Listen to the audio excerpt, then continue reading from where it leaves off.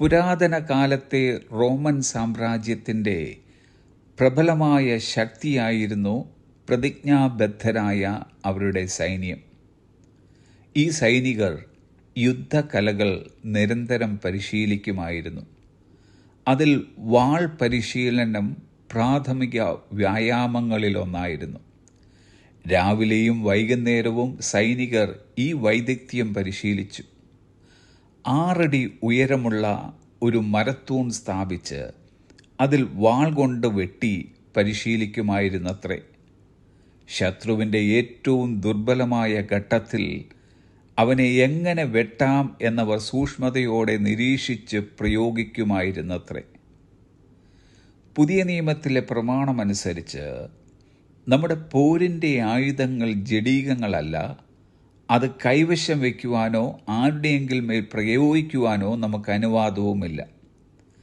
എന്നാൽ ക്രിസ്തുവിശ്വാസികളായ എല്ലാവരും ഒരു ആത്മീയ യുദ്ധത്തെ നേരിടേണ്ടതായിട്ടുള്ളതുകൊണ്ട് പിശാചിനെയും അവൻ്റെ പരിവാരങ്ങളെയും നേരിടുവാനായി ഒരു സ്പിരിച്വൽ ഒഫൻസീവ് വെപ്പൺ, കടന്നാക്രമിക്കുവാനുള്ള ആത്മീയ ആയുധം നൽകിയിട്ടുണ്ട്.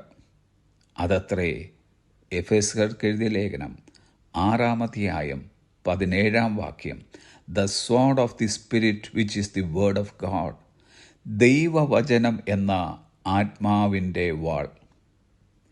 വചനം എന്ന വാക്കിന് ഗ്രീക്കിൽ 2 പദങ്ങളാണ് പുതിയ നിയമത്തിൽ ഉപയോഗിച്ചിട്ടുള്ളത്.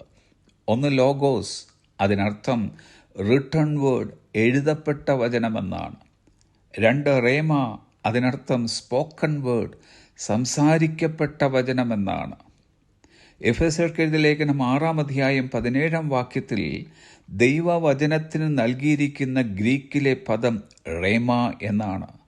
എന്ന് വച്ചാൽ നമുക്ക് പിശാചിൻ്റെ മേൽ പ്രയോഗിക്കുവാൻ കഴിയുന്ന അതിശക്തമായ ഒരായുധമത്രേ നമ്മോട് സംസാരിക്കപ്പെട്ട ദൈവവചനം. ഒരുപക്ഷെ നമ്മിൽ പലരും ദൈവശാസ്ത്രം പഠിച്ച് ബിരുദങ്ങളും ബിരുദാനന്തര ബിരുദങ്ങളും ഡോക്ടറേറ്റ് വരെ നേടിയിട്ടുള്ളവരാകാം.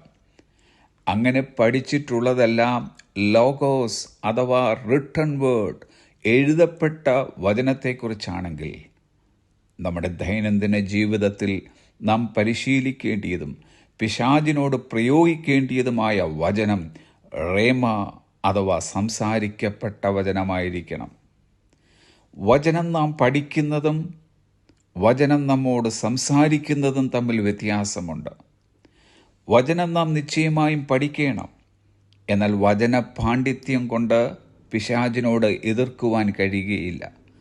അതിനാവശ്യം നമ്മോട് വ്യക്തിപരമായി പരിശുദ്ധാത്മാവിൽ കൂടി സംസാരിക്കപ്പെട്ട ദൈവവചനമാണ്. ദൈവവചനമെന്ന ആത്മാവിൻ്റെ വാൾ നമ്മുടെ പക്കൽ ഉള്ളിടത്തോളം ഒരു യുദ്ധവും പിശാചിൻ്റെ ഒരു തന്ത്രവും നമുക്ക് യഥാർത്ഥ ഭീഷണിയല്ല.